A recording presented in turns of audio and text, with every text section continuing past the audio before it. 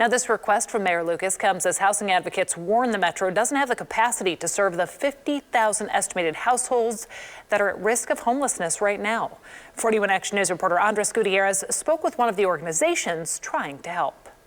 Some agencies get so many calls they have to stop the calls. TERESA McClain is with Community Link, who help the homeless and offer rent and utility assistance. She says the need is even greater now than they've ever seen. We had a big flood of people about a month after COVID hit, and it kind of leveled, and now it's starting to peak back up significantly. Mostly from people who have maxed out their unemployment benefits and who've never navigated services like this before. In one instance, it was a mom that worked for Blue Valley School District, driving a bus, had her job for 14 years, and she barely made it week to week, but after her unemployment benefits ran out, she eventually was evicted, and her and her daughter were sleeping in a truck. They've recently found that mom and daughter a new home. They're among the 140 households Community Link has helped so far during the economic and housing crisis due to COVID. More are expected as the end of eviction moratoriums are on the horizon. They've done a lot good so far. A lot of our clients have been able to get back on their feet, back working full time, and get caught up on rent, or we've been able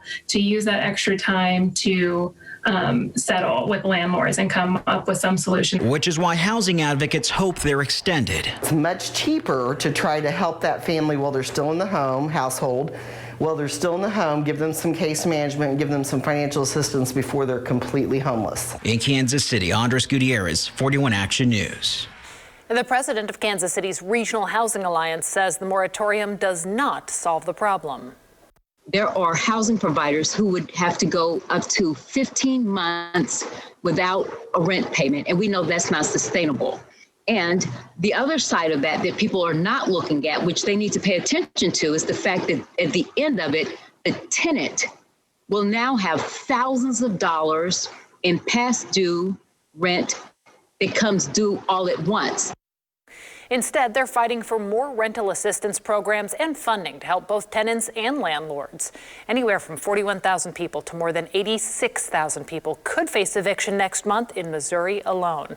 That's according to the National Council of State Housing Agencies and the company Stout. In Kansas, between 18,000 and 33,000 people could face eviction next month.